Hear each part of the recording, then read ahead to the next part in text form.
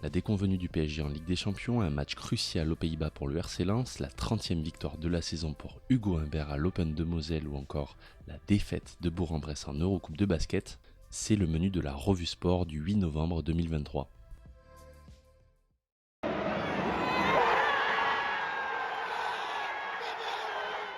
Second déplacement et deuxième échec pour le Paris Saint-Germain en Ligue des Champions. Les Parisiens se sont inclinés face au Milan AC 2-1, un échec qui fait perdre aux Rouges et Bleus leur première place dans le groupe F au profit du Borussia Dortmund qui s'est imposé à domicile face à Newcastle 2-0. Malgré une ouverture du score de la tête par son défenseur Milan Skriniar, le PSG n'est pas parvenu à empêcher l'égalisation de Raphaël Leao d'un retourné instinctif en profitant d'un renvoi de Gianluigi Donnarumma sur une première frappe d'Olivier Giroud.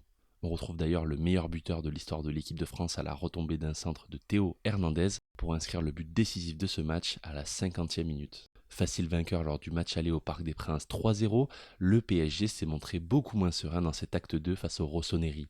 Les Milanais ont misé sur une forte intensité et un pressing haut pour contrecarrer la tactique parisienne, un choix payant.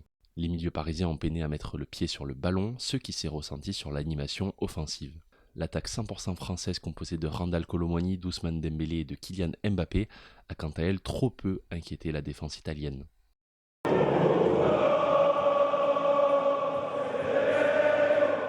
C'est un match capital aux multiples enjeux qui attend les Lensois ce soir. Les 100 se déplacent ce soir sur la pelouse du club hollandais du PSV Eindhoven. Toujours invaincus à l'approche de cette 4e journée, les Lensois ont l'occasion en cas de succès d'éloigner à 6 points leur adversaire du soir. Les Néerlandais n'auraient ainsi plus la possibilité de repasser devant Lens, même avec 2 victoires dans leurs 2 derniers matchs, en raison de la règle de la confrontation directe.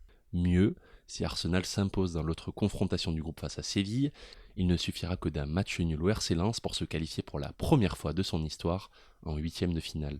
Mais l'enjeu d'un bon résultat est double car il concerne directement le football français, puisque gagner aux Pays-Bas permettrait de contribuer à ce que la France repasse 5e au rang du classement de l'indice UEFA, occupé actuellement par les Néerlandais. Ce coefficient est très important car il s'appuie sur les résultats des clubs dans les différentes Coupes d'Europe sur une durée de 5 ans et détermine le nombre de places allouées pour la Ligue des Champions, la Ligue Europa ou la Ligue Europa Conférence aux différents championnats. Reprendre cette 5e place signifierait 3 places garanties pour le nouveau format de la Ligue des Champions à partir de 2025. Alors qu'à l'heure actuelle, ce ne sont que 2 places qui sont directement distribuées à la France pour la plus prestigieuse des compétitions européennes, plus une au tour préliminaire. He's done it. He has done it.